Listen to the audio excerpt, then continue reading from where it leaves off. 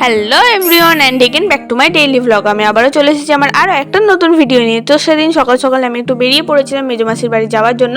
তো আগের দিন রাত্রে বোন আমাকে ফোন করে বললো যে আমি একটু কেনাকাটি করতে যাবো, তো তুমি আমার সাথে গেলে ভালো হয়। আর আমি তো যেহেতু বোন ফোন করেছিল তো সেই জন্য তো যেতেই হবে, তো সেই জন্য আমি বেরিয়ে গিয়েছিলাম আর কি।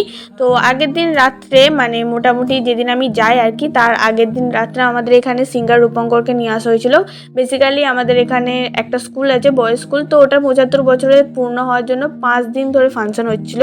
আর বললে বিশ্বাস করবে না, ওই 5 দিনের মধ্যে একদিনও আমি 10 মিনিটের জন্যও যাইনি। আমার এখান থেকে মানে আমার বাড়ি থেকে 6 মিনিটের ডিস্টেন্স, পায়ে হেঁটে খুব আস্তে আস্তে যদি হেঁটে যাই তবে, নাহলে 3 মিনিটে 4 মিনিটেও পৌঁছে যাওয়া যায় আর কি। মোটামুটি আমি বাড়িতে শুয়ে শুয়ে শুনতে পাচ্ছিলাম কে কোন সিঙ্গার গাইছে, অনেকজন সিঙ্গারকেই নিয়ে এসেছিলো কিন্তু অত খোঁজখবর আমি রাখিনি। তো কালকে একটা ভালো ব্র্যান্ডও এসেছিলো, তো মানে আমি বাড়িতে শুয়ে শুয়ে শুনতে পাচ্ছিলাম যে গানগুলো হচ্ছে, আমি বুঝতেও পারছিলাম কে কখন গাইছে, কিন্তু আমার ইচ্ছা হয়নি যে আমি উঠে যাই আর কি। আর রাত্রেবেলা বোন আমাকে ফোন করতে, আমি নলপুর থেকে মৌরিগ্রাম এসেছি ওর সাথে কেনাকাটি করতে যাওয়ার জন্য। মানে বুঝতে পারছো মানে কি বলবো আর কি। এমনিতেই অ্যাকচুয়ালি আমার ফাংশন টাংশন খুব একটা পছন্দ নয়, আমি শুধু ফ্যামিলি ফাংশন অ্যাটেন্ড করি, তাও সেই ফাংশনগুলো যেগুলোতে আমার সব কাজিনরা থাকে, না হলে আমার খুব একটা একদম কোনো মানে ফ্যামিলি রিলেটেডও কিছু একদম কোথাও সব জায়গায় যাওয়া পছন্দ নয় আর কি। তো মোটামুটি এসে দেখি পাগলি আমাদের কাজে বসেছে। আসলে মেন ব্যাপারটা হচ্ছে মাসি বলেছে ওকে যে কাজগুলো ইম্পর্টেন্ট আছে করে দে, না হলে তোকে কেনাকাটি করতে নিয়ে যাবো না, সেই জন্যই বেচারি আমাদের কাজে বসেছে আর কি। তো এসে দেখলাম মোটামুটি এখানে আমার ট্রলি অর্ডার দেওয়া ছিল, তো সেগুলো এসে গেছে। তো 3টে একসাথে অর্ডার দিয়েছিলাম, 3টে আমার নয় যদিও, মানে মিডিয়ামটা আমার ছিল আর বড়দি লার্জটা আর একদম স্মল যেটা ছিল ওটা বড়দি নেবে বলেছিল।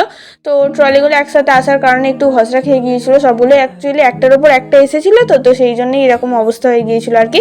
তো সেরকমও কিছু হয়নি, প্রথমে ভেবেছিলাম যে রিটার্ন করব, কিন্তু তারপরে যদি আবার আউট অফ স্টক হয়ে যায় এটা ভেবে আর কি রিটার্ন করা হয়নি। তো মোটামুটি আমার একার জন্য আমার একটা ট্রলির খুব দরকার ছিল, কারণ সমস্ত কিছু ব্যাগ একটা বড় আছে, কিন্তু তা সত্ত্বেও 2-3টে ব্যাগ হয়ে যায়, সবসময় অতগুলো ব্যাগ ট্রাভেল করার সময় সামলানো মুশকিল হয়ে যায়। তো সেই জন্যই মোটামুটি আমি একটা ট্রলি অর্ডার দিয়েছিলাম আমার জন্য, আর একদম স্মলটা আমার দ্বারা সমস্ত কিছু অ্যাডজাস্ট করা সম্ভব না, তো সেই জন্য আমি মিডিয়ামটাই নিয়েছিলাম।